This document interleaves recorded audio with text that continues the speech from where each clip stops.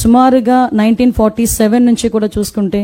పాకిస్తాన్ మీద మనం యుద్ధాలు, పాకిస్తాన్తో కలిపి యుద్ధాలు చేసుకుంటూనే ఉన్నాం. 1947 తర్వాత 1965, అదేవిధంగా 1971లో బంగ్లాదేశ్ లిబరేషన్ గురించి, అక్కడి నుంచి మొదలు పెట్టుకుని 2016 మన సర్జికల్ స్ట్రైక్, 2019లో ఇంకో ఎయిర్ స్ట్రైక్స్, ఇవన్నీ కూడా మనం చేసుకుంటూనే మన భిన్నత్వంలో ఏకత్వాన్ని కాపాడుకుంటూ మన భారతదేశ అభివృద్ధికి ముందుకు తీసుకెళ్తున్న క్రమంలో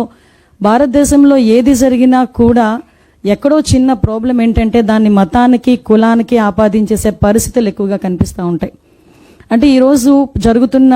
యుద్ధం అవనేయండి, ఈరోజు జరుగుతున్న యుద్ధం గురించి మనం మాట్లాడుకోవాలనుకుంటే ఏదో ఒక మతం గురించో ఏదో ఒక కులం గురించో మాట్లాడుకునే యుద్ధం కాదు. నిజంగా ఒక పర్యాటకులు ఎంతో సంతోషంగా కుటుంబం నుంచి బయలుదేరి తిరిగి ఎంతో కొంత మన భారతదేశం పర్యాటక సంస్థగా ముందుకెళ్తుంది. ఆ పర్యాటకంలో వాళ్ళందరూ కూడా చక్కగా ఎంజాయ్ చేసి మళ్ళీ ఇంట్లోకి వెళ్దాం అనుకున్న తరుణంలో ఎంతో మంది కొత్తగా పెళ్ళైన వాళ్ళు కొత్త జీవితంలోకి అడుగు పెడుతున్న సందర్భంలో కాళ్ళ పారాని కూడా ఆరకముందే ఎటువంటి సంబంధము లేని వ్యక్తులు, ఎటువంటి సంబంధం లేని విషయంలో తన భర్తని కళ్ళ ముందే కాల్చి చంపుతూ ఉంటే, స్త్రీని దైవంగా భావించే మన భారతదేశంలో ఆ స్త్రీని పక్కన పెట్టుకుని ఆ కుటుంబ పెద్దల్ని అతి దారుణంగా హింసించి చంపుతా ఉంటే ఆ బాధ నిజంగా ఆ 26 కుటుంబాలు కాదండి, భారతదేశంలో ఉన్న ప్రతి కుటుంబం కూడా నొచ్చుకుంది.